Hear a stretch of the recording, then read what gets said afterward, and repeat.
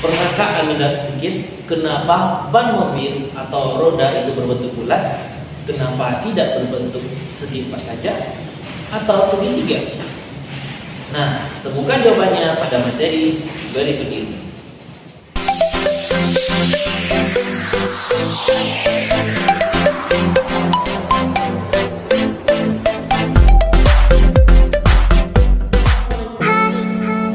Assalamualaikum warahmatullahi wabarakatuh.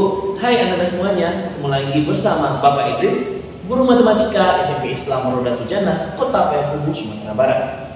Pada video kali ini, Bapak akan menjelaskan materi kelas 8 semester 2, yaitu tentang lingkaran.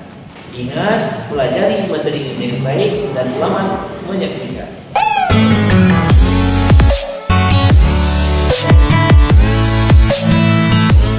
Sebelum kita mempelajari materi lingkaran ini lebih jauh, Bapak yakin dan percaya Anda semua pernah mendapatkan materi ini ketika masih berada di bangku SD. Coba Anda sebutkan beberapa contoh benda di sekitar kita yang berbentuk lingkaran. Ya, betul sekali, ada jam, ada piring, ada gelas, ada CD. Oke, ada lagi? Ya, berbentuk koin dan banyak lagi alat-alat atau benda-benda di sekitar kita yang berbentuk lingkaran. Nah, sekarang apa itu lingkaran? Nah, lingkaran merupakan kurva tertutup yang memiliki jarak titik pusatnya ke kelilingnya yang sama. Silakan perhatikan gambar di samping ini, di mana ada sebuah lingkaran yang bertitik pusat itu yang memiliki jarak ke keliling lingkaran di titik A dan titik B, titik C dan titik D, di mana jarak titik OA sama dengan OB sama dengan OC dan sama dengan OD. Itu menyatakan bahwasanya sebuah lingkaran memiliki jarak titik pusat ke kelilingnya dengan jarak yang sama. Nah, apakah Anda semua sudah paham?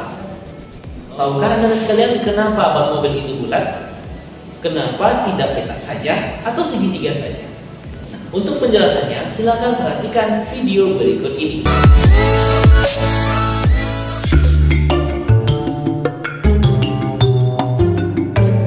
Halo keluarga Indonesia, tahu nggak kalau roda sudah ada sejak 3.500 tahun sebelum Masehi? Dan sejak itu roda terus berevolusi sesuai dengan perubahan zaman. Meskipun hingga sekarang bentuk roda masih itu-itu saja, yakni bulat. Nah, tapi pernah kepikiran nggak gimana kalau roda berbentuk kotak? Pasti unik kan? Ternyata roda kotak sudah pernah dilakukan uji coba nih sob.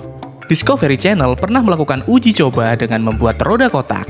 Dan bagaimana hasilnya? Hasilnya saat dijalankan, mobil tersebut nampak berguncang cukup keras. Namun saat kecepatan ditambah, goncangan tersebut mulai berkurang. Dari video yang sudah Anda saksikan tadi, di sana Anda sudah dapat menyimpulkan kenapa ban mobil itu berbentuk bulat berpenampang seperti lingkaran, kenapa tidak petak, dan kenapa tidak berbentuk segitiga. Mungkin sudah cukup jelas ya dari video tadi. Selanjutnya, kita akan membahas materi tentang unsur-unsur dari sebuah lingkaran.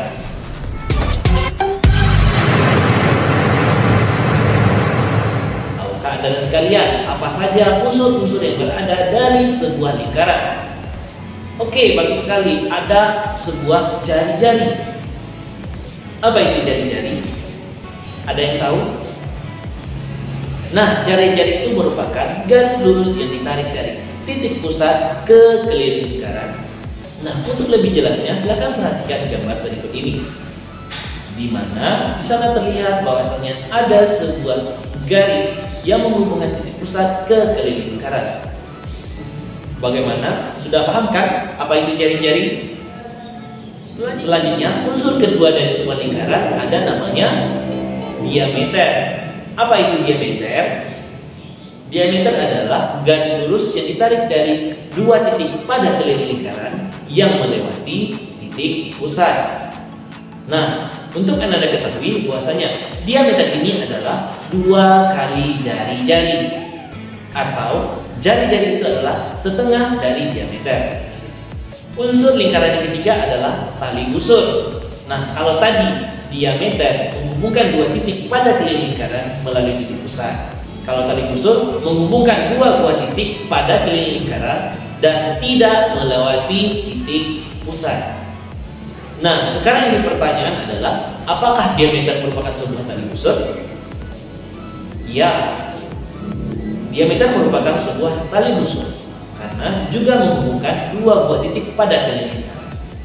Diameter juga disebut dengan tali busur terpanjang pada sebuah lingkaran. Bagaimana? Apakah Anda sudah paham? Nah, selanjutnya yang keempat adalah busur. Tahukah Anda apa itu busur? Busur pada sebuah lingkaran merupakan bagian dari keliling lingkaran, di mana busur ini terbagi atas dua, busur minor dan busur mayor.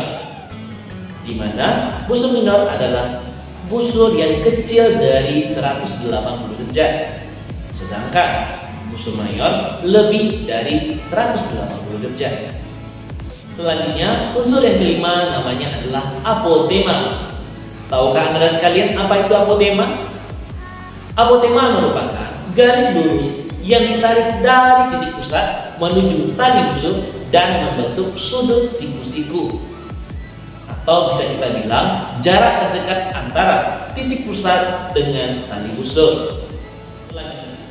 Selanjutnya, unsur lingkaran yang keenam adalah tembereng. Tahukah Anda sekalian apa itu tembereng? Tembereng merupakan daerah yang dibatasi oleh tali busur dan busurnya sendiri. Di mana tembereng ini terbagi atas dua bagian juga, ada tembereng minor dan tembereng mayor. Tembereng minor itu adalah tembereng yang kurang dari separuh lingkaran, dan tembereng mayor itu adalah tembereng yang lebih dari separuh lingkaran. Dan yang terakhir ada namanya juring. Apa itu juring? Pernahkah Anda melihat potong-potongan pizza? Potongan-potongan pizza itu adalah berbentuk juring dari sebuah lingkaran. Apa itu juring? Nah, juring adalah daerah yang dibatasi oleh dua jari-jari dan busurnya sendiri. Nah, untuk lebih memahaminya, silakan perhatikan beberapa contoh berikut ini. Silakan perhatikan contoh soal berikut. Diberikan sebuah lingkaran dengan unsur-unsurnya. Tentukanlah unsur-unsur yang terdapat pada lingkaran tersebut. Kita lihat, jari-jari dari lingkaran tersebut adalah OA, OB, dan OC. Untuk diameter adalah AB. Tali busur adalah AC. Busurnya adalah lengkungan AC. Apotemanya adalah OD. Tembereng adalah luas daerah yang diarsir berwarna kuning. Dan juring itu adalah luas daerah yang berwarna merah. Bagaimana? Cukup mudah bukan? Nah, untuk selanjutnya silakan cobakan satu soal latihan berikut ini.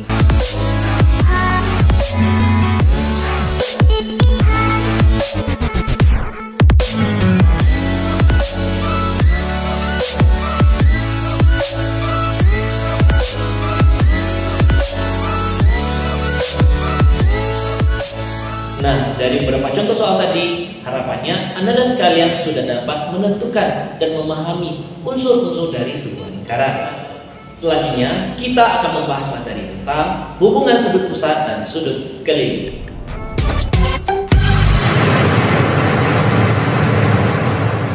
Sebelum kita membahas lebih jauh hubungan antara sudut pusat dengan sudut keliling, tentu kita harus tahu dulu apa itu sudut pusat, apa itu sudut keliling.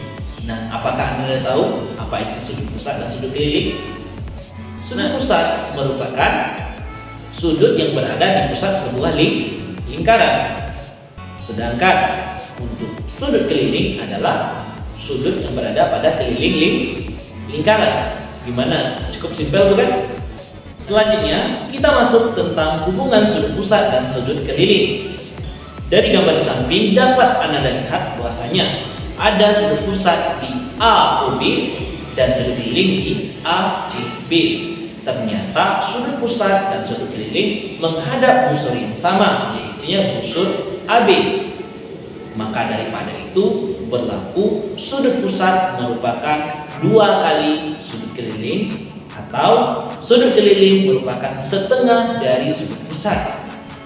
Nah, kalau Anda mau coba, silakan bereksperimen sendiri, lakukan di rumah masing-masing, buat sebuah lingkaran, buat sudut pusat, buat sudut keliling dengan menghadap busur yang sama, maka Anda akan mendapat membuktikan bahwasanya sudut pusat itu 2 kali sudut keliling, atau sudut keliling itu adalah dari setengah sudut pusat. Nah, selanjutnya hubungan sudut pusat dan sudut keliling. Setiap sudut keliling yang menghadap busur yang sama maka memiliki besar yang sama juga. Untuk lebih jelasnya, silakan perhatikan gambar berikut ini. Jika diketahui sudut ABE, sudut ACE, dan sudut ADE adalah sudut-sudut keliling yang menghadap busur yang sama, yaitu busur AE. Sudut AOE adalah sudut pusat yang juga menghadap busur AE. Maka sudut B, sudut C, dan sudut D memiliki besar sudut yang sama. Jadi dapat disimpulkan bahwa ketiga sudut keliling yang menghadap busur yang sama, maka besar sudutnya sama. Dan selanjutnya masih tentang hubungan sudut pusat dengan sudut keliling. Jika sudut keliling menghadap kepada diameter sebagai busurnya, maka besar sudut kelilingnya adalah 90 derajat. Nah, silakan Anda cobakan sendiri dan buktikan sendiri gunakan busur untuk mengukur derajatnya. Apakah benar sudut keliling yang menghadap pada diameter besar sudutnya adalah 90 derajat?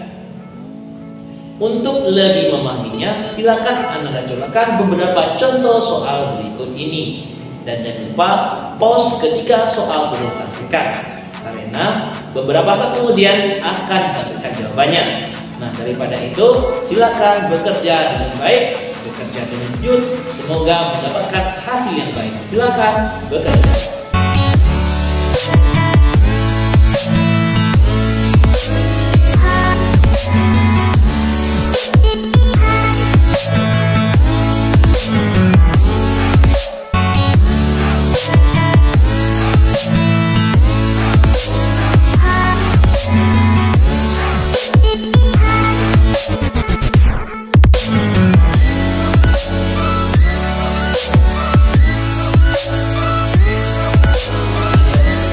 Sekian dulu video pembelajaran kali ini. Semoga apa yang Anda dapatkan pada video kali ini bermanfaat bagi kita semua. Jangan lupa selalu semangat belajar untuk masa depan yang lebih baik. Terima kasih. Assalamualaikum warahmatullahi wabarakatuh. Salam Merdeka Belajar.